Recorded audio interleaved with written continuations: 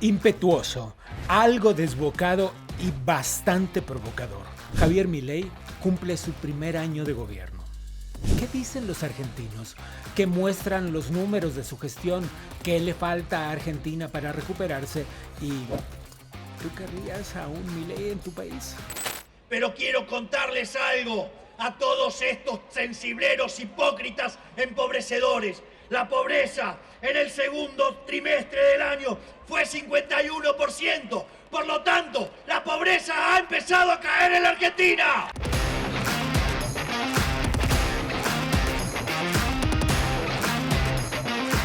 La economía ha sido un caos durante años, pero hay alguien que llegó para cambiar las reglas del juego, un personaje que ha hecho tambalear los cimientos de la política tradicional. Javier Milei no deja indiferente a nadie y se ha convertido en el protagonista de un fenómeno político digno de ser narrado. Ojo, esto es algo de lo que deberíamos hablar alguna vez. ¿Qué tan mal habían hecho las cosas los políticos tradicionales como para permitir que un hombre con una carrera política casi nula se convierta en presidente? ¿Cuánta decepción y cuánto hartazgo vivía el pueblo argentino? Pues tanto como para soportar, como veremos a continuación, un ajuste económico sin precedentes y, aún así, seguir apoyándolo. Yo primero voy a mandar el proyecto. El Congreso me lo puede rechazar, sí. Entonces pido un referéndum, es decir, uno vinculante. Si no me lo aprueban, voy por la consulta popular. Entonces, si no sale nada de eso, ¿sabe qué voy a hacer? Sí. El plan motosierra que acabo de escribir de cómo recortar el gasto público, lo voy a llevar a cabo muchísimo más rápido. Ministerio de Turismo y Deporte, Transporte, Ministerio de Trabajo, Empleo y Seguridad Social. Salud pierde el rango de ministerio. Obras Públicas desaparece. Esto es Ministerio de las Mujeres. Educación. Educación queda dentro del capital humano. Desarrollo territorial y hábitat. Desarrollo social, planes. Ciencia, tecnología e innovación. Licenciado Phil. Milei comenzó en la política hace muy poco, apenas en 2021. En ese momento era conocido por sus discursos explosivos como economista liberal y participante de diversos programas de televisión donde criticaba al Estado ladrón. Con el tiempo, sus ideas encontraron eco en una sociedad agotada de la corrupción que ya era inocultable, del despilfarro y de una clase política completamente desconectada de la realidad. Milei se convirtió en una figura que hablaba sin filtros, que no le temía a las palabras fuertes y que, sorprendentemente, conectó con la gente de una forma en la que nadie sospechaba que pasaría. Ese eco se convirtió en votos y en el 2023 Javier Milei se consagró como presidente de Argentina. Algo que hasta hace pocos años hubiera parecido imposible. Este ascenso, desde el discurso contra el establishment hasta la cúpula del poder, que significa nada menos que la presidencia de la República, es sin duda uno de los fenómenos políticos más impactantes de la región. En octubre de 2024, la inflación se situó en 2,7%. Un número que no veíamos desde hace años en Argentina y que de alguna manera marca un punto de inflexión después de décadas de inestabilidad económica. Si lo comparamos con los picos históricos de cerca de 10.000% en la inflación de 1989 o los más recientes del 95% de inflación anual en 2023, esas cifras suenan casi como música para los oídos de cualquier argentino. Con una política económica austera y disciplinada, Milei ha logrado cambiar la tendencia inflacionaria y dar cierta estabilidad a una economía que parecía no tener freno. Milei implementó una idea simple y muy poderosa. Y lamentablemente tengo que decírselos de nuevo, no hay plata. Así dejó en claro que el Estado no puede gastar lo que no tiene. Con ese enfoque directo, la gestión pública se ha concentrado en reducir el gasto innecesario. Aunque, claro, eso abrió discusiones interminables sobre lo que es necesario y lo que no, lo que es importante y lo que no. Pero ¿Cómo se toman esas decisiones en un país donde un porcentaje enorme de la población recibe dinero del Estado? De acuerdo con el Observatorio Social de la Universidad Católica Argentina, más de la mitad de la población, casi el 52%, recibía asistencia social del Estado al cierre del año 2022. Ese enorme volumen de asistencialismo tiene una razón fundamental. En el primer semestre del 2024, el índice de pobreza alcanzó casi al 53% de la población. La idea de que el Estado debe estar presente para subvencionar cualquier falencia llevó al país a niveles de endeudamiento estratosféricos, y para completar el cóctel explosivo, el Estado de Derecho no era precisamente una de las mayores virtudes de las décadas anteriores. Las protestas interrumpiendo las vialidades eran cosa de todos los días. Crisis económica, pobreza y desempleo. Es lo que enfrentan miles de argentinos que se volcaron a las calles para exigirle un cambio en sus políticas al presidente Alberto Fernández. A su llegada al gobierno, Milei implementó un protocolo antipiquete. Le dicen piquete a los cortes de calles. Una medida que ha sido muy polémica, pero que también ha dado resultados muy claros. Argentina era conocida por los cortes de calles que afectaban la vida cotidiana de millones de personas. Ahora los argentinos pueden seguir protestando por todo lo que les dé la gana, pero sin cortar la calle. Y abarca todo lo que es el ancho, estos 100 metros de la avenida, y se empiezan a acercar motos de la Policía Federal. Más cerca de Estados Unidos y de Israel, y más lejos de Cuba y de Venezuela, las relaciones internacionales han dado un giro que no solo expresa la separación argentina de la izquierda latinoamericana, con la que se codeaba casi incondicionalmente y con muy poco pudor. Javier Milei ha cambiado las reglas del juego en Argentina. Su gestión está llena de medidas controversiales. Pero lo cierto es que, para bien o para mal, está intentando transformar el país de una forma en la que pocos se habían animado. Atrevido, más bien. Resta ver si esos cambios podrán sostenerse a largo plazo y cómo enfrentará los desafíos que inevitablemente vendrán en materia política. Pero lo que no se puede negar es que Milei ha traído un aire nuevo a la política argentina, con toda la audacia y el riesgo que eso implica.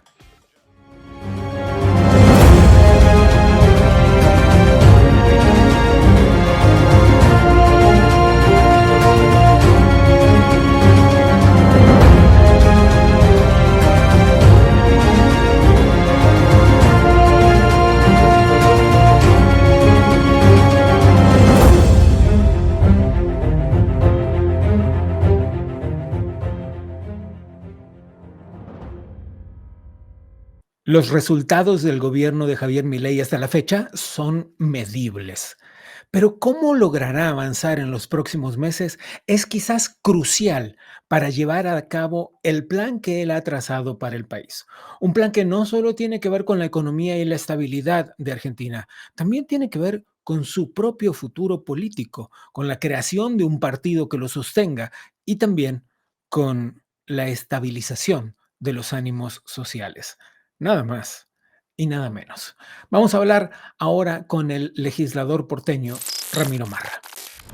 Legislador, gracias por tomar la conversación. El presidente Milei dio por terminada la recesión en Argentina. ¿Esto lo sienten los argentinos a la hora del supermercado, por ejemplo? Por supuesto que lo que plantea el presidente es base de datos macroeconómicos que están saliendo, que eso es el conjunto de todos los datos micro. Cuando uno ve los últimos meses los salarios, cuando uno ve el estimador mensual de actividad económica, cuando uno ve sector por sector, ve una recuperación de la economía. Lo que pasa es que la Argentina viene de una de las peores situaciones de su historia en términos económicos. Entonces, por supuesto, queda todavía mucho recorrido. Lo que se cambió fue el rumbo. Cada día estamos un poco mejor y dejamos de estar cada día un poco peor como veníamos acostumbrados los últimos 20 años. A eso se refería el presidente. Entiendo, son datos analíticos, digamos, pero le preguntaba justamente sobre la sensación, la emoción, la cotidianeidad, la cosa de todos los días respecto de cómo se sienten los argentinos, si ellos también para su sensación cotidiana ha terminado la recesión. No me corresponde hablar por las sensaciones individuales de cada argentino en particular, puedo hablar de las mías, o sea, y obviamente tengo mi sesgo ideológico, Sí. que seguramente me puede afectar en hablar de mis sensaciones. Por eso solemos utilizar datos y no tanto, digamos, el relato de individuos uno por uno que pueden generar una distorsión. Lo que sí vemos es que la mayoría de los argentinos en las encuestas nos siguen apoyando. Quiere decir que estamos por el rumbo correcto. Es sumamente importante eso porque estamos en el mejor momento de las expectativas en cuanto a los argentinos, en cuanto a lo que viene. Este final de la recesión de la que habla el presidente se deben en buena medida a decisiones que ha podido tomar el presidente de manera, permítame la expresión quizás un poco caricaturesca, de manera más unilateral, es decir, no necesitaba la negociación política. La política monetaria, la política de déficit cero, estas son decisiones que podía tomar el presidente con menor necesidad de sentarse a negociar políticamente con otras fuerzas. Sin embargo, todo indica que lo que sigue para la recuperación de Argentina implica de mucho trabajo político. ¿Cómo cree que sucederá esto? Yo creo que la política parte desde lo que piden los argentinos. O sea, hoy tenemos un nivel en la sociedad que entienden los conceptos económicos como no lo han hecho en toda su historia. Saben lo que genera la emisión monetaria, saben lo que genera el déficit. Y eso fue Esa es una particularidad de los argentinos, por cierto. Es decir, un grado de información muy alto, ¿no? Sí. Porque somos expertos en inflación, sufrimos tanto en inflación que es como cuando uno tiene lamentablemente una enfermedad y empieza a tener muchos conocimientos sobre esa enfermedad. Empieza a investigar las causas, las soluciones. Y es ahí cuando surge un espacio político y un referente tan importante como nuestro presidente. Porque dijeron, por este lado no necesitamos más emisión monetaria. Seguramente sea una discusión que se va a dar en el resto de las partes del mundo, la cuestión del déficit, porque el déficit es algo que está mal, no puede estar permitido tan libremente como pasaba en la Argentina y como pasa en otras partes del mundo. Es una gran discusión a tener. Y a partir de ahí es que nos apoyan. Entonces las discusiones políticas tienen que ser en base a lo que nosotros planteamos, que fue lo que eligió la mayoría de los argentinos y que nos siguen acompañando. Permíteme ser un poco más específico respecto de las discusiones políticas. Me refiero concretamente a que el presidente no tiene mayoría en las cámaras. Y eso claramente siempre es un palo en la rueda, si me permite la expresión, a la hora de avanzar en los objetivos que haya trazado el presidente Milei. ¿Cómo cree que avanzará? El año que viene habrá elecciones, ¿estoy en lo correcto? ¿En el 25 sí, cada 2 o en el años 26? hay elecciones. Es año de elecciones intermedias, es decir, renovación de las cámaras. ¿De qué manera se prepara el oficialismo para ese momento? Mirá, tenemos un porcentaje muy bajo en las cámaras de representación en base a nuestro espacio político, pero logramos leyes importantes como la ley bases. Creo que los acuerdos se lograron, creo que se pueden seguir construyendo acuerdos. Hay partidos políticos. La ley bases, permíteme hacer un paréntesis para explicarle, legislador, a las personas que nos miran desde otras partes del mundo. Es un paquete legislativo que implica en buena medida la desregulación del Estado. Exactamente. La ley base fue eje central de lo que nosotros planteamos como espacio político y nos acompañaron de diferentes fuerzas políticas, principalmente el PRO, que es un espacio político que ya ha tenido experiencia en la gestión y ha aprendido de sus errores y sus aciertos, que nos están acompañando en el Poder Legislativo, lo cual hay que destacar. Y también de otras fuerzas políticas y fuerzas provinciales. La realidad es que si vemos los éxitos que tuvimos en el Poder Legislativo en comparación a los legisladores que tenemos, fueron abismales y hubo un éxito político ahí. Es cierto, es cierto. ¿Cuáles son las cosas que cree que hay que arreglar una vez detenida la caída de la recesión? Evidentemente la inflación, aunque va por buen camino y ahí están los números para probarlo, sigue estando allí y ese seguramente será una de las prioridades del presidente, pero en términos sociales, ¿qué otras medidas, qué otros ajustes está llamado a hacer? Yo creo que el trabajo que se tiene que hacer es el de una vez que pudimos evitar una crisis mucho más profunda de la que vivimos, es generar estabilidad, porque con la estabilidad es donde llegan las inversiones y es ahí donde el sector privado se destaca y es ahí donde el sector privado hace la diferencia. O sea, para eso, por supuesto, hay que sacar regulaciones que todavía siguen molestando al desarrollo del sector privado y todo tipo de política que se han aplicado durante los últimos 20 años que han distorsionado la economía argentina. Nos tenemos que conectar con el mundo porque tenemos mucho para brindar. Somos un país muy rico en todo sentido y lamentablemente la política ha fracasado en sus gestiones porque se ha involucrado en un montón de cuestiones que no tenía que hacer nada. Simplemente que los privados se desarrollen. En Argentina existe una expresión que déjenme presentar a las personas que nos miran desde otras partes del mundo, que se llama la grieta. Y habla de esta enorme división entre, digamos, el peronismo y todos los demás, por hacer una generalización. La grieta es una característica muy especial también del electorado argentino. Como una vez centradas las bases económicas en las que el presidente Milei se ha concentrado particularmente, habrá llegado la hora de la reconciliación. ¿Cuál es el trabajo posible en ese sentido? Yo creo que la reconciliación es con las ideas. O sea, el problema que generó, diría, más el kirchnerismo que el peronismo, es tener ideas equivocadas que han fracasado a lo largo de los últimos siglos.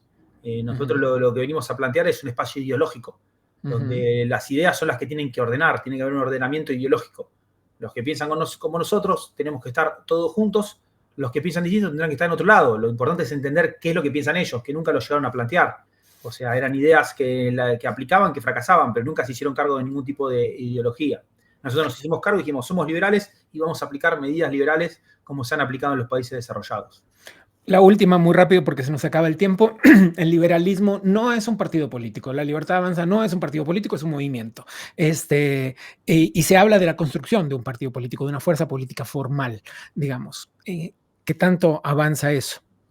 Avanza muy bien, o sea, yo creo que está todo correlacionado. El movimiento, el partido, las ideas, van todos hacia el mismo lado. En la Argentina se ha roto el bipartidismo hace mucho tiempo. Por eso yo creo que hay que volver a construir un ordenamiento ideológico. Que eso está basado en estructuras políticas, está basado en movimientos y, por supuesto, lo más importante de todo, está basado en ideas, que ahí es el mayor diferencial que tenemos. No hubiera existido un Javier Milei socialista o un Javier Milei de izquierda en la Argentina, porque lo que necesitábamos era libertad y es lo que está proponiendo este espacio político. El gran desafío es hacer que se convierta en una fuerza política capaz de organizarse sin adquirir los vicios de los partidos políticos. Esperemos que ese sea el camino. Las ideas siempre comanden a la Argentina, que las ideas de la libertad, mejor dicho, que son las ideas que hicieron grande a la humanidad y a muchos países. Es el legislador porteño Ramiro Marra. Muchas gracias. Gracias a ustedes. Hasta luego.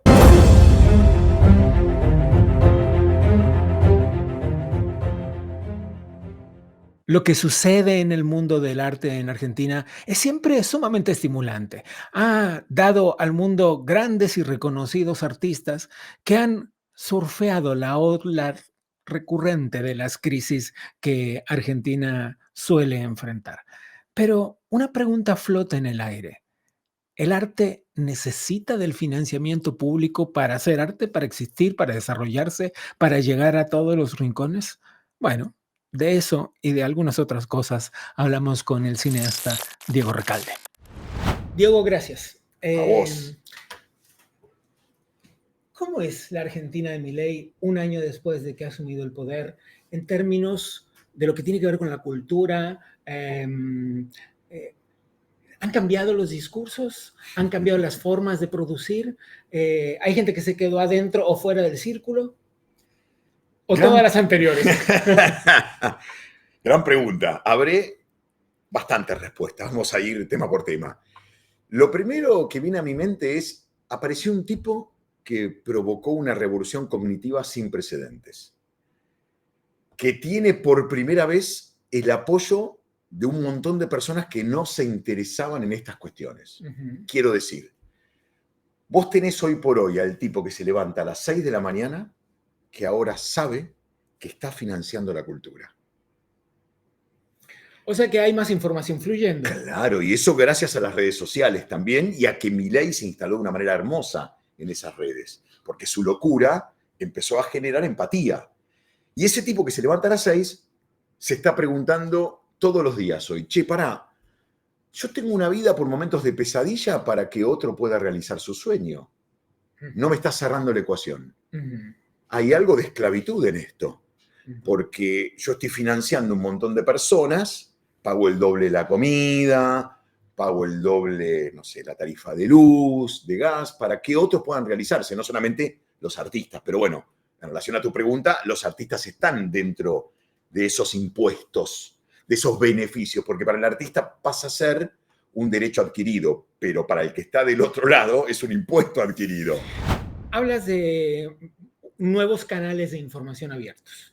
O de los mismos canales, pero una información de otro tipo corriendo, que es la que tiene que ver, eso me costó a mí.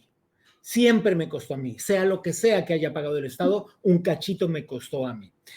¿Y por qué? Ahora se sabe y antes no. Tiene que ver con desde el discurso oficial la cosa ha cambiado, se ha democratizado la información de alguna forma. ¿Es solo el presidente responsable de eso o es una mutación de la sociedad? Es una pregunta interesantísima. Es una relación dialéctica entre el líder y la masa. Uh-huh. Y Milei representa un cambio de sistema, no solamente un liderazgo, es mucho más interesante su figura, porque vino a proponer un paradigma nuevo. Uh-huh. Hasta antes de él nos manejábamos con el mismo paradigma, el de la patria subsidiada. Pero esa patria subsidiada que beneficiaba a quienes formaban parte de la corte, uh-huh, porque replicaban el discurso del rey. Claro, si hay corte, hay monarquía. Hay monarquía, claro. Es que en realidad, voy a abrir y después voy a volver a este tema. En realidad nosotros heredamos un sistema medieval donde el rey elegía quién era el artista, decidía mantenerlo, pero ese artista estaba dentro del discurso oficial. Ese paradigma de la patria subsidiada se terminó. ¿Por qué? Porque el Estado quebró. Y el nivel de pobreza que hay es tan alto que ya es inmoral sostenerlo. Esta información llegó abajo. ¿Por qué llegó?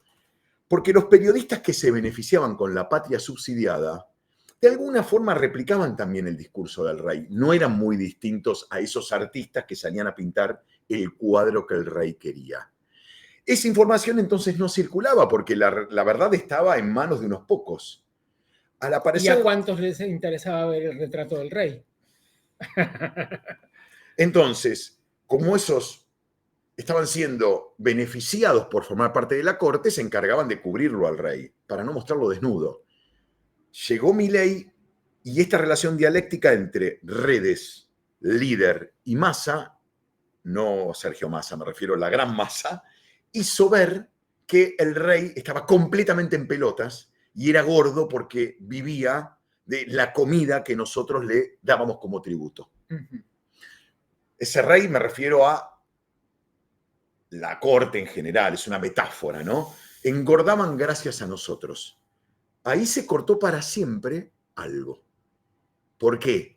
Porque cuando vos descubrís que alguien te engañó, ya es imposible que vuelvas a creer en él, aunque haga esfuerzos sobrehumanos para resultar creíble frente a vos. Hay algo que empieza a aparecer del orden de lo invisible, donde el otro ya no es creíble. Bueno, esa corte que nos gobernó ya dejó de ser creíble porque esto ahora se sabe y además porque lo único que viste al final del camino es que ellos terminaron enriquecidos y vos no. Te tengo que interrumpir. Se terminó todo. Vamos a ver algo muy rápido que sí, dale. hace apenas unas semanas se había vuelto viral en las redes sociales. Miren. Lo más grande que ha dado la Argentina en materia de arte sucedió sin que el Estado intervenga. Es tal cual. Borges, Quino, Mafalda y el tercer artista que te voy a mencionar, que es Piazzolla, compuso Adiós Nonino sin apoyo del Estado. Las tres personas más importantes que parió la Argentina en materia artística, sus obras más trascendentes no tuvieron apoyo del Estado. Eso debería enseñarnos algo. Entonces, ¿no hace falta el mecenazgo?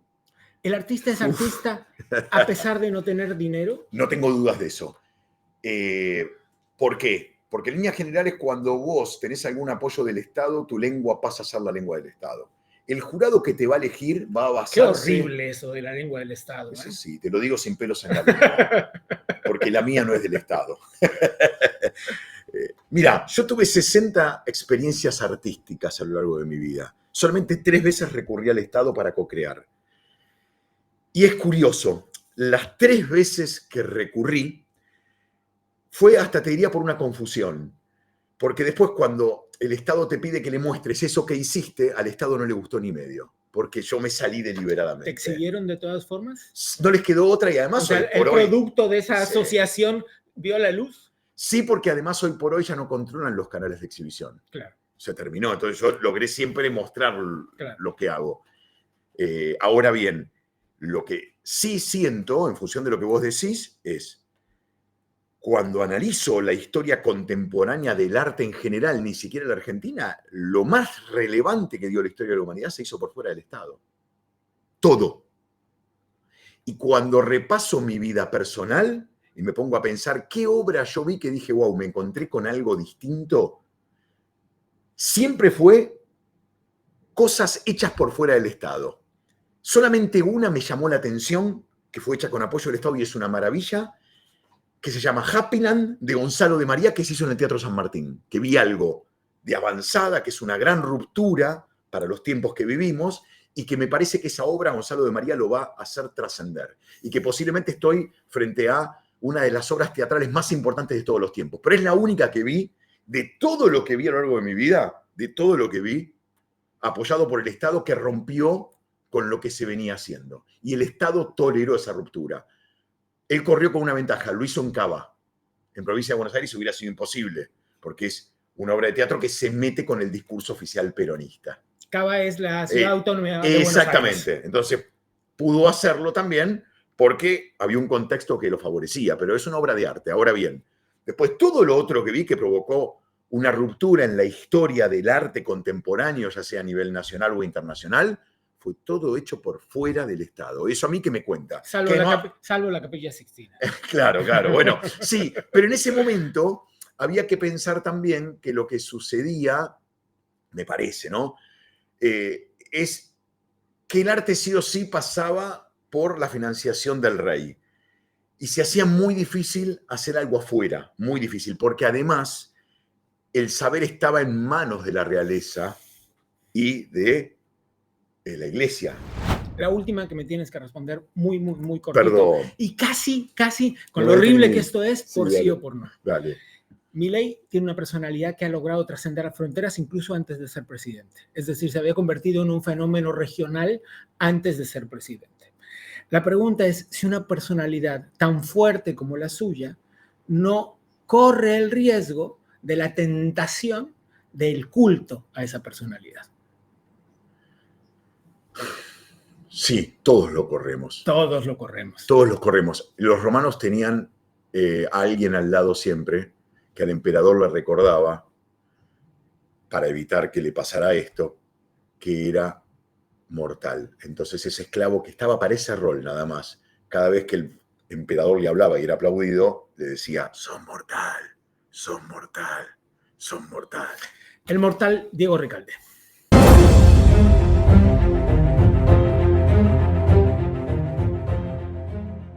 Les dije al comienzo del programa que Javier Milei necesita de la consolidación de un movimiento político. Él llegó al poder como un outsider, alguien que venía de afuera de la casta política que tanto criticó, pero además también alguien que no tenía una estructura territorial tan importante a la hora de operar una elección.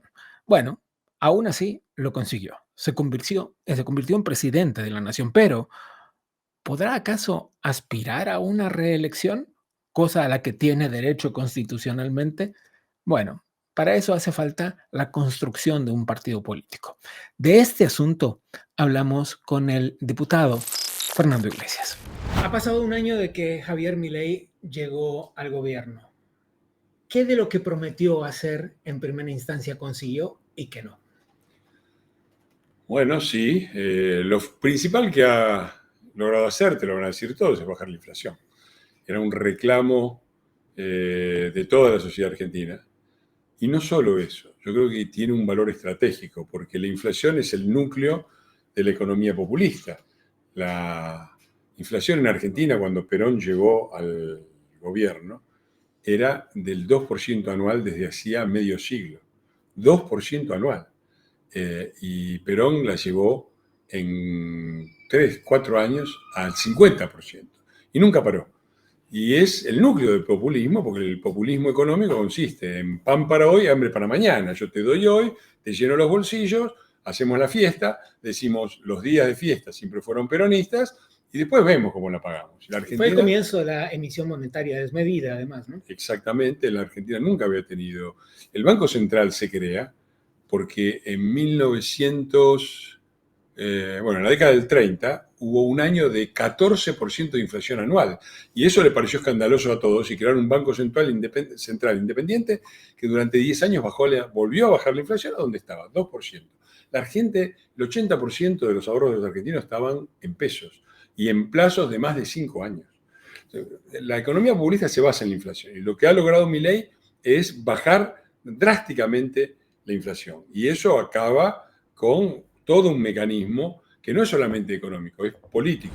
Esto nos lleva a la explicación de que el presidente Milei llegó al poder sin un partido formal.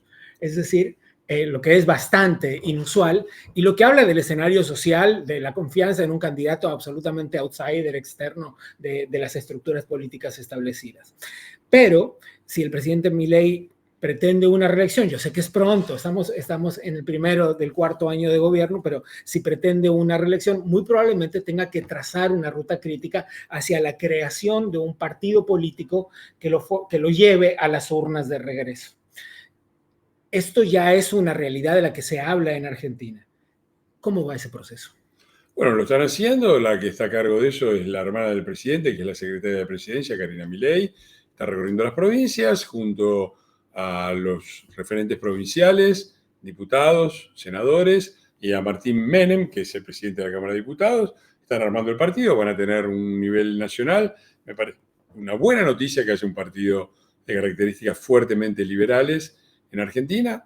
Veremos qué es lo que pasa, veremos si después... Sus aliados de hoy se convierten en los aliados de su partido político. Lo que hay que ver también es que el PRO, qué es lo que es mejor y qué es lo que le conviene a cada uno, porque las dos cosas son importantes. Si es necesario ir a listas únicas en la elección de medio término, que es la que se viene el año que viene, si es mejor ir con listas separadas.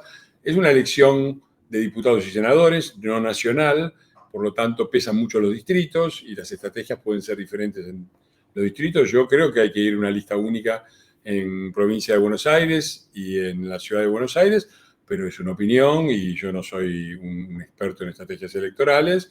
Y bueno, lo importante es que banquemos el cambio. Acá, desde el PRO y yo personalmente, pero aparte mi partido, el PRO, está decidido a bancar el cambio, a empujar el cambio, porque creo que básicamente, lo que con muchas críticas que pueden hacerse a puntos en los que no estamos de acuerdo, pero básicamente la dirección en que Milei ha puesto el rumbo del país es el mismo que tenía el Cambiemos y que las reformas que está proponiendo, los cambios que está proponiendo, son los que nosotros no logramos, no supimos, no pudimos hacer y por lo tanto vamos a seguir opinando, apoyando porque no importa quién los haga, lo que importa es que sean buenos para el país.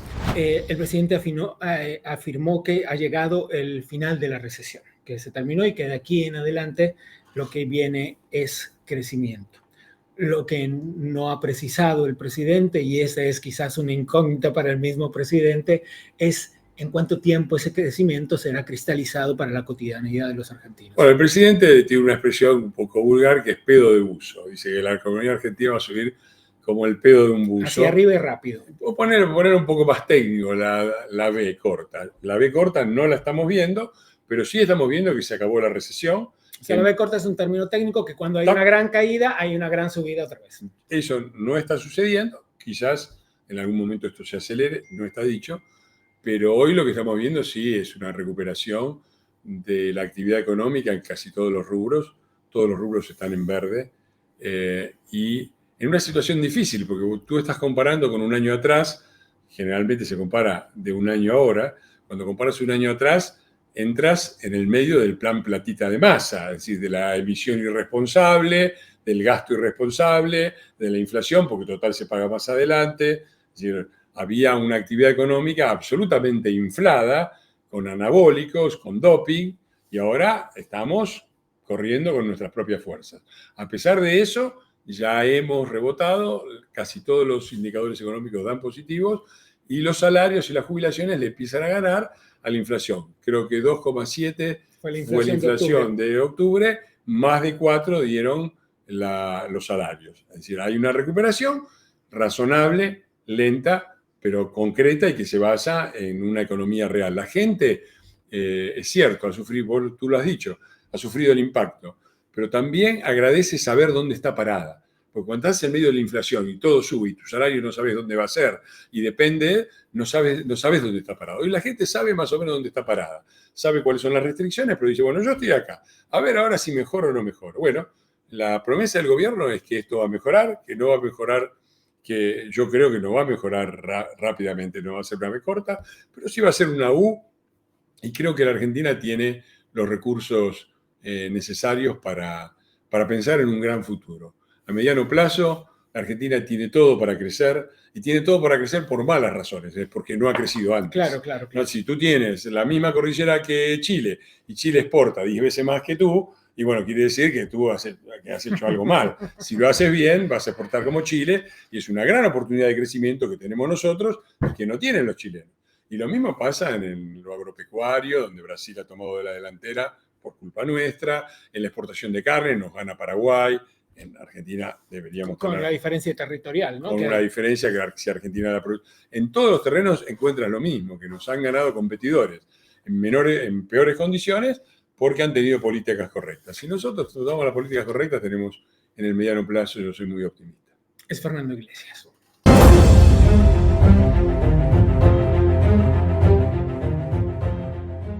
Money.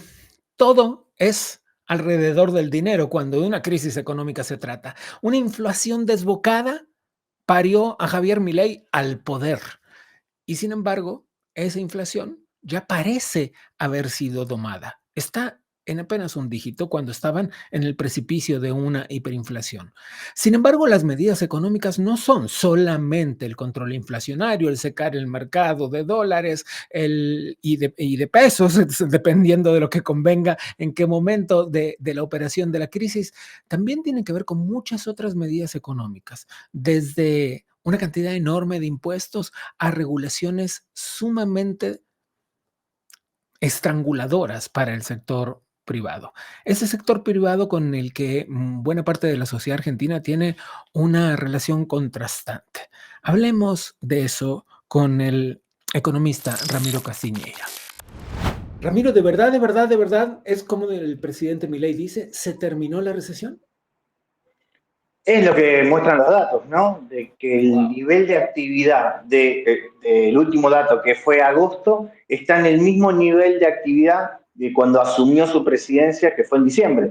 En consecuencia, el gobierno asumió con una economía que estaba en caída libre por una explosión inflacionaria, se toca piso en abril, después rapta algunos meses por ahí abajo, y después ya lo que julio, agosto, septiembre y octubre están mostrando claros datos de rebote económico, y por lo tanto ya más de 3 meses hablando de rebote económico, que dan cuenta de que arrancó la recuperación económica desde un piso muy bajo, gracias a que la inflación está bajando muy fuerte. Recordemos que Javier Milei asume. Javier Milei asume con 25% de inflación mensual y el diciembre del 23, y actualmente estamos en una inflación del 2,7 mensual en último dato de octubre que se acaba de publicar hace un ratito.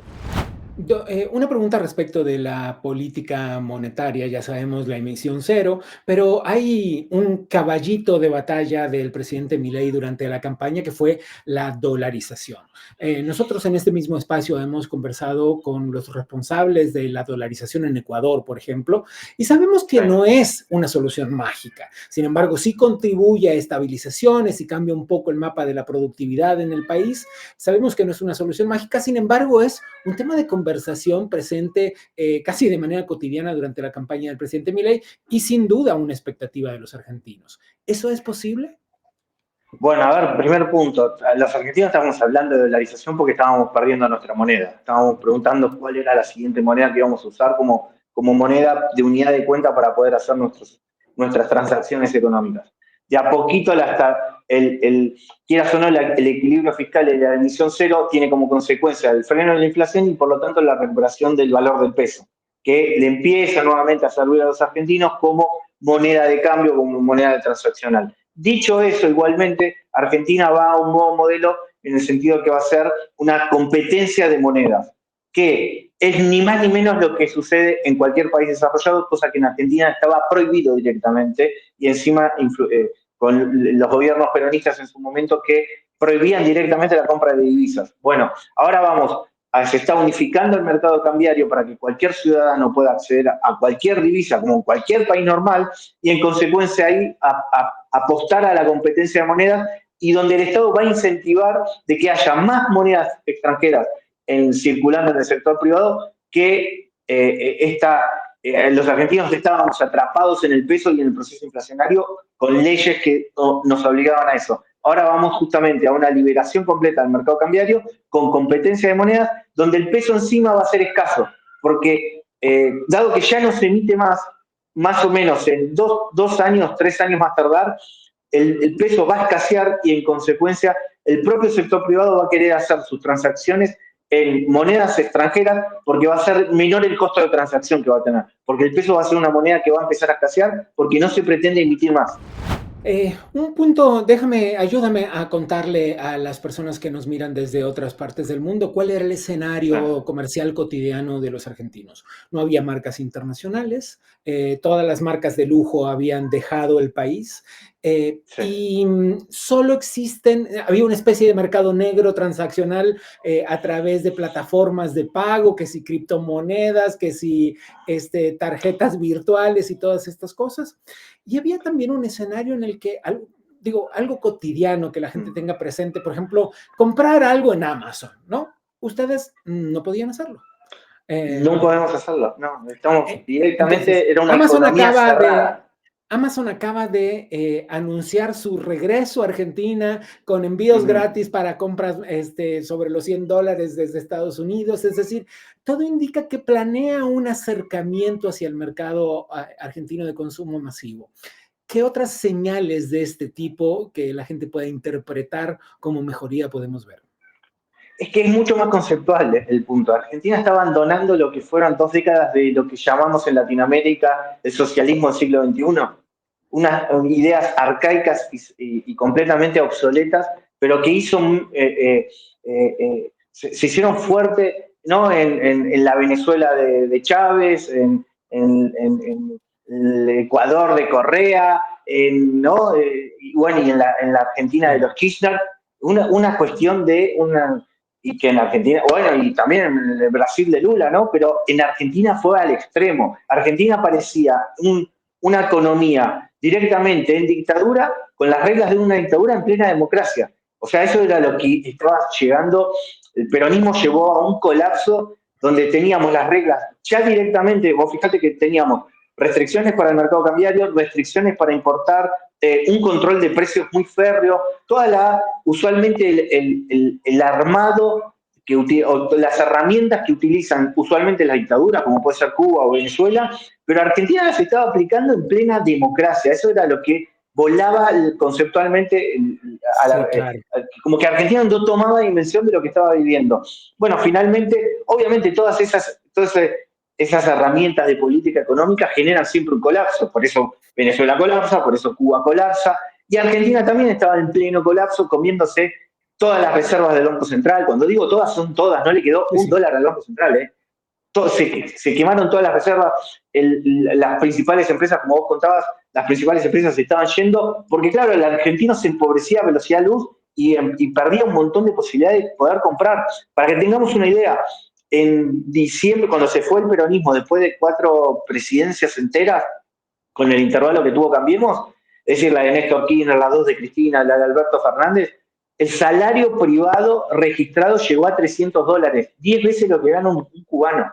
El colapso era generalizado y Argentina tuvo, por suerte, a veces no me pregunto cómo, la democracia subsiste y es muy sana la democracia en Argentina, a punto tal que le dio la oportunidad a un outsider, dijo, con un claro mensaje en la televisión, decía, los argentinos estamos empobreciendo por este modelo económico, yo tengo la salida, y un outsider logró, gracias a que, pese a que el sistema económico estaba completamente destruido, la democracia en Argentina estaba muy sana y logró una oportunidad histórica que un outsider sea presidente. Déjame robarte una respuesta. ¿Qué cosas a puertas cerradas siguen preocupándole al presidente Milei en materia económica?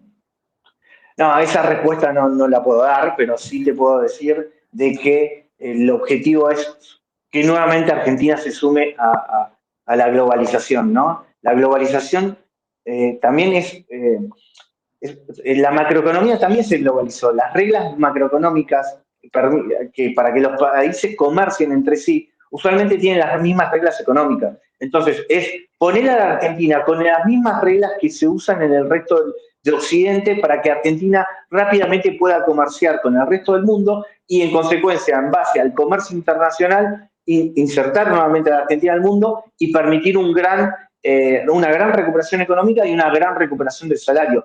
Así como te decía que hace muy poco, a fines del año pasado, el salario de los argentinos estaba en torno a los $300, te digo que así es Argentina. La recuperación es muy fuerte y el salario de los argentinos ya está acercándose a los $1.000. Es el economista Ramiro Castiñeira. Muchas gracias. Por favor, saludos.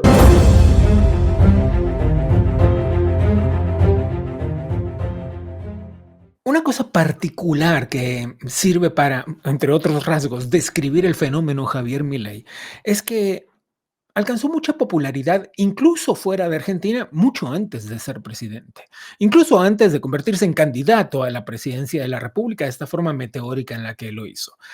Pero por eso, justamente por eso, prestarle atención a cómo es visto desde el extranjero por otros movimientos políticos, otras asociaciones civiles, es importante e interesante. Conversemos con Marcel Felipe, el fundador de la Fundación Spire America. Marcel, gracias por la conversación. ¿Ocupa Milei un puesto vacío, que estaba vacío en Latinoamérica? ¿Es un nuevo liderazgo o es un espacio que alguien había dejado hueco? No, yo creo que definitivamente es un espacio que era necesario llenar y que llevaba mucho tiempo necesitando llenarse. Primero que todo, siempre es un placer estar contigo. Me Muchas encanta gracias. por del pensamiento y sé que todos los que escuchan esto son gente de nivel y por eso me gusta participar. Eh, Mira, se pudiera decir que Álvaro Uribe, de cierta forma, en los tiempos recientes, lideró lo que se llamaría eh, el pensamiento de la derecha o del liberalismo clásico en América Latina. Pero Álvaro Uribe se convirtió en un símbolo más que de todo por la resistencia que tuvo en su propio país frente a una guerra civil, pero era eminentemente un líder colombiano, de Colombia. Es decir, sí, por su ejemplo tuvo trascendencia, pero era un líder colombiano. Y luego ha hecho un gran trabajo post presidencia. Pero Milei es distinto, porque Milei, eh, muchos de los temas que afrenta Milei, si bien afrenta una cantidad de temas que son netamente argentinos, enfrenta unos temas que amenazan a todas las democracias. Sí, yo creo que también creo que eso tuvo, ahí estoy muy de acuerdo contigo. Quizás su discurso tuvo una capacidad de conexión mucho más masiva que la problemática encerrada económica argentina. Totalmente, es un fenómeno cultural global. Tanto él como el fenómeno al cual él responde. O sea, surge un fenómeno cultural global antilibertades que asfixia al ser humano y él sale como la figura icónica en respuesta a eso. Muchas veces viene el debate, ¿qué es más importante? ¿El líder es el que crea los tiempos o los tiempos crean los líderes? Y creo que la respuesta es ambas cosas. Los tiempos crean los líderes. Winston Churchill por muchos años gritaba en el Parlamento que el problema son los alemanes y no lo escuchaban, lo ignoraban, hasta que el problema fueron los alemanes. Sí. Cada líder tiene su tiempo. Este es un tiempo a nivel mundial. En la historia de la humanidad es el tiempo de Milei, de Elon Musk, de Donald Trump, de Giorgia Meloni. Son todos líderes que responden de cierta forma a un fenómeno cultural mucho más amplio que la política local de su país. Es curioso ver incluso cómo Javier Milei consiguió un grado de repercusión muy, muy importante, hacía giras por distintos países, incluso mucho antes de convertirse en un candidato presidencial. Y cómo curiosamente esa fortaleza exterior, esta especie de avalancha, fue precisamente eso lo que, entre otras cosas, lo ungió como candidato presidencial en una Argentina en la que pues, a simple vista no se veía un espacio para una candidatura como la suya, para una ideología tan marcada como la suya, ¿no? Sí, es que yo creo que al igual que Trump, por cosas que yo escuché en Javier Milei, eh, eran hombres que decidieron, vamos a hacer algo. No estoy haciendo una carrera política. El que hace una carrera política casi siempre lo hace con cautela, se mide y consecuentemente es un político porque ejerce la carrera política. Y los políticos no suelen dejar impacto, se distinguen de los líderes. El líder es una persona que llega y dice, no me importa la suerte que pueda terminar mi campaña electoral o la guerra, si muero o vivo en esta guerra. Pero esta es una guerra que hay que echar. Hay que echarla y hay que ir hasta el final porque no se puede mantener lo que existe. Y ese tipo de valentía la gente responde, la gente verdaderamente lo sienten, la realidad, la genuinidad de esa pasión. Y esos son los líderes que cambian el mundo. Decía Steve Jobs, solo los que estamos suficientemente locos para pensar que podemos cambiar el mundo, somos los que los cambiamos. Es correcto. ¿Cómo es visto desde Estados Unidos? Representas una comunidad latina enorme, que es la cubana en Estados Unidos, de una forma muy, muy activa, Marcel. ¿Cómo es visto desde allá? Bueno, Milei, yo creo que si Milei decide en algún momento retirarse de la presidencia argentina y llega a Miami y dice, quiero ser alcalde, aquí me retiro, ganaría por unanimidad. A ese nivel. A ese nivel, verdaderamente es a ese nivel. Porque hemos visto en el pasado líderes que dicen ser de derecha, pero no son consistentemente de derecha, son de derecha selectiva. Y luego se le acercan a la dictadura castrista o se le acercan a una administración norteamericana de extrema izquierda, como han sido la última de Barack Obama, y trataron de hacerlo ahora con la señora Harris. Y Milei no es así. Milei es genuino. Te dice lo que piensa, piensa lo que dice, pero dice lo que piensa. Y eso aquí ha sido las declaraciones, o mejor, las declaraciones no, las acciones que ha tomado con respecto a Cuba han sido determinantes en esa muestra de apoyo que tenemos hacia él. Hay mucha gente que por pelear contra la izquierda recibe aplausos, pero muy pocos son verdaderamente gente que siguen adelante y lo toman. Esto que él hizo con la canciller demuestra no solamente su posición con Pongamos, respecto a Cuba. déjame hacer un pequeñísimo paréntesis por si alguien no está al tanto. Había una votación en Naciones Unidas sobre el bloqueo sobre Cuba y Argentina votó en contra, digamos, y la canciller fue removida. Esto es extraordinario porque no estás hablando de que un presidente diga, bueno, tomaste una decisión con la cual yo no estaba de acuerdo y la regañen, la manden a llamar, retiren al embajador en las Naciones Unidas y lo cambien por otro. Podía haber hecho muchos otros gestos para señalar su desacuerdo con la votación, pero remover a la canciller, miembro de su gabinete, va mucho más allá. Primero, me parece muy inteligente porque un presidente tiene que estar rodeado de personas que, aunque no hablen con él en un tema en particular, tienen que saber interpretar su visión. Y segundo, porque no puedes estarle constantemente diciéndole a todos exactamente lo que quieres. Tu equipo tiene que entenderte e interpretarte. Pero segundo, para nosotros, para los cubanos, para Estados Unidos, para la administración Trump, es algo que dice, esto no es que estuviéramos en desacuerdo, es que es un tema primordial. Y es lógico, ¿cómo no va a ser un tema primordial? Si es la dictadura castrista la que ha tratado de destrozar a la Argentina por medio de los Kirchners por tanto tiempo. Es la dictadura castrista la que ha tratado de destrozar a Brasil, Venezuela, Colombia, con apoyo directo a las guerrillas, atentados contra candidatos presidenciales en Colombia, en México apoyando a todos los que quieren acabar con la institucionalidad mexicana y convertirlo en un estado venezolano nuevamente. Entonces, ese es el gran enemigo de la democracia en América Latina. Y es un enemigo que tiene tanta necesidad de efectivo porque está tan desgastado, está tan al borde del precipicio, que se vuelve extremadamente peligroso. Y lo único que lo puede salvar en este momento es darle más oxígeno. O sea que es exactamente lo que tenía que hacer, lo que le correspondía hacer a un líder latinoamericano. Es lo que más conviene a América Latina, porque muchas veces Estados Unidos y Europa dicen, bueno, pero si los propios países latinoamericanos no se oponen al régimen, ¿y por qué lo hacemos nosotros?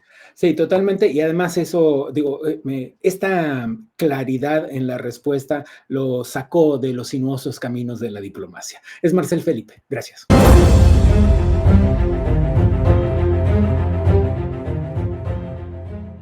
venezolana ella, cantante, artista, influencer.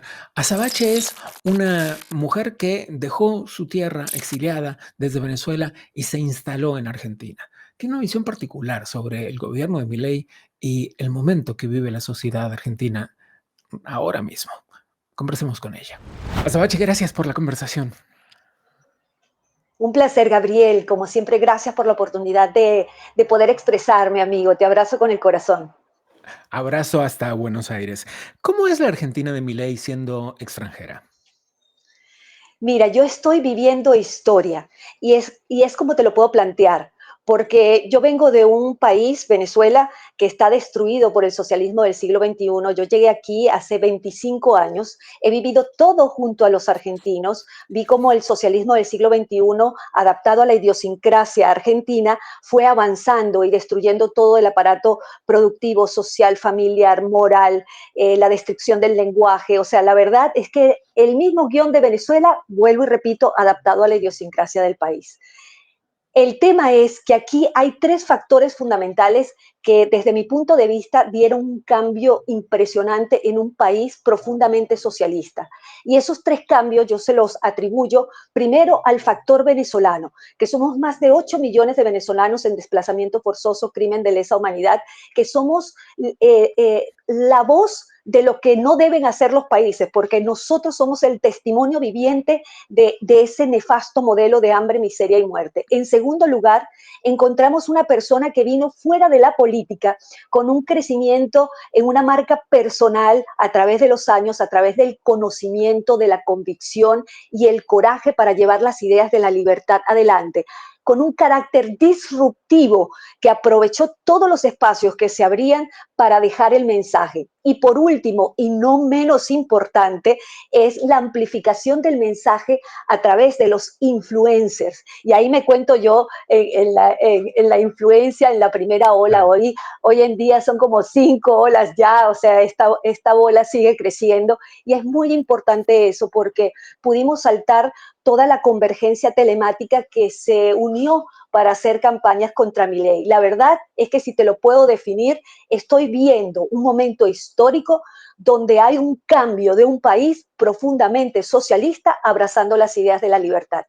¿Sientes que han cambiado las políticas públicas respecto de los inmigrantes? Mira, a ver, Milei tiene 3 objetivos básicos, ¿no? Entre ellos, poner el piso jurídico para que todo el mundo pueda prosperar en libertad. No solamente los argentinos, sino como dice la Constitución, todos los habitantes. Hombres de bien a todos los hombres de bien que quieran habitar el suelo argentino, dice el preámbulo de la Constitución.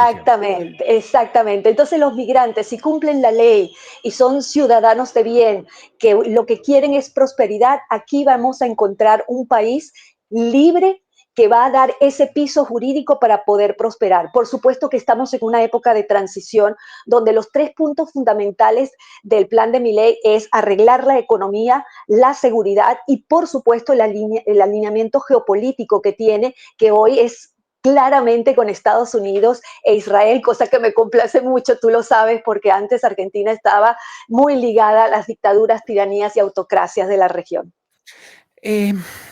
Es un punto en el que quiero ahondar contigo porque con todos los movimientos que hubo en Argentina, entre otros, unas decisiones que tomaron gobernadores y no desde el gobierno federal, es decir, en las provincias y no en el gobierno federal, pero por ejemplo, la idea de arancelar los servicios médicos para los extranjeros.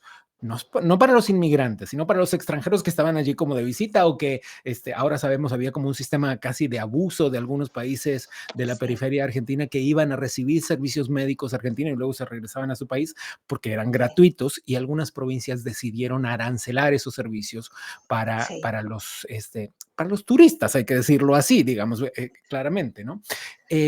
Salvo eso, que son esas decisiones, ¿en qué otras cosas tú ves el cambio de la política pública específicamente respecto de los inmigrantes legales, ¿no? Es muy importante que te aclare esto, Gabriel, porque mucha gente, parece mentira, pero no lo sabe, todo lo que es salud, educación, nada es gratuito, todo es no arancelado, pero el socialismo se ha encargado en todas nuestras naciones en vender que algo es gratuito. La salud la pagan todos los habitantes de la Argentina. El tema es que el problema precisamente con Bolivia, que es uno de los países donde no hay reciprocidad, sino que a los argentinos le cobran por la salud. De hecho, hay casos donde han dejado morir argentinos porque no tienen cómo pagar salud en Bolivia. Esto despertó una gran concientización de la gente de exigir, por favor, que se arancele a la gente turista, la que viene nada más a atenderse y se va. ¿Por qué? ¿Por qué? Porque, como bien decías, hubo un abuso, pero un abuso grande. Se vendían tours a extranjeros que se venían a hacer, por ejemplo, cirugías plásticas a los hospitales de acá, no les cobraban nada y se devolvían, y cosas así por el estilo. Y del otro lado, ni siquiera una atención hacia el argentino. Por esa razón, es importante decir que los aranceles se les cobran a los no residentes, los migrantes que vivimos aquí de forma legal y residente, nada, es igual como cualquier ciudadano argentino. Y esto es bueno decirlo. Sí.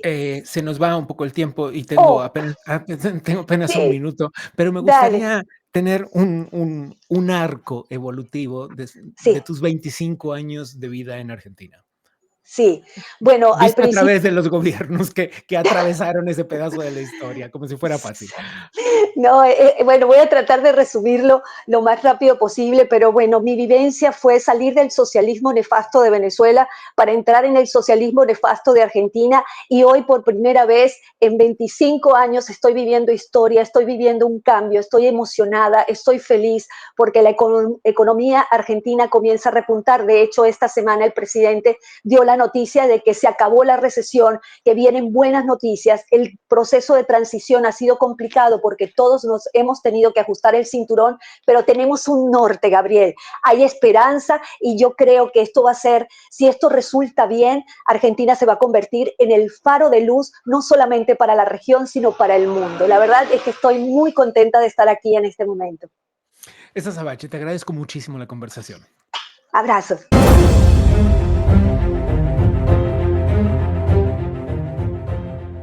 Claro que le queda mucho por hacer, vaya que le queda mucho por hacer, pero hay unas cuantas interrogantes en el aire, y una de ellas es cómo construirá su fortaleza política Javier Milei para sostenerse. Se ha enfrentado a buena parte de las fuerzas políticas establecidas, icónicas, hegemónicas de Argentina. El radicalismo por un lado, el peronismo por el otro, y estas dos grandes corrientes que tienen muchas vertientes más pequeñas, pero no menos importantes a la hora de consolidar el poder, a la hora de negociar para sostenerlo. Así es que Javier Milei tiene muchos desafíos por delante una vez controlada, suponiendo que esto se estabilice, la crisis política. Parece estar ya por buen camino. Veamos qué pasa en los próximos meses, porque sin duda tiene un camino largo que recorrer. Y puede eso significar la apertura de un momento completamente distinto para este país que ha pasado por una crisis tras otra en las últimas décadas. Dejamos el tema aquí por hoy, solo por hoy. Antes de seguir avanzando, les voy a decir lo que siempre les digo. Denle clic a la campanita, suscríbanse al canal, déjenos un like y un comentario sobre el programa de hoy.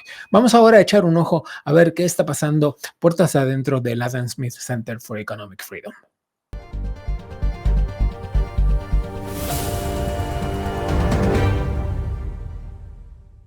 Entre el 19 y el 21 de noviembre, en la ciudad de Buenos Aires, en Argentina, el Adam Smith Center for Economic Freedom organizó un curso ejecutivo sobre liderazgo en tiempos de crisis. Estuvo más que interesante. Había algunos nombres espectaculares en el cartel de quienes se pararon delante de un salón para explicar sus experiencias a los participantes. Allí estuvo el expresidente de Colombia, Álvaro Uribe, estuvo el expresidente de Ecuador, Lenín Moreno, el otro expresidente de Colombia, Iván Duque, y también estuvo el actual ministro del Interior de Paraguay, Enrique Riera. También participó entre el grupo de ponentes el jefe de gobierno de la ciudad de Buenos Aires, Jorge Macri, y desde luego que estuvo allí no solo contando de su experiencia como funcionario de la Casa Blanca, el actual director fundador del Adam Smith Center for Economic Freedom, que es Carlos Díaz Rosillo. Allí estuvo también hablando sobre la comunicación en tiempos de crisis, quien estuvo al frente del contacto con los medios de comunicación desde la Casa Blanca, Helen Aguirre. Bueno, pues evidentemente aquello fue una oportunidad increíble para quienes asistieron al curso. Yo tuve la oportunidad de estar allí también y me parece que esto abre la puerta a una serie de eventos que se están programando de la mano del centro para 2025 y sobre los que los estaremos informando.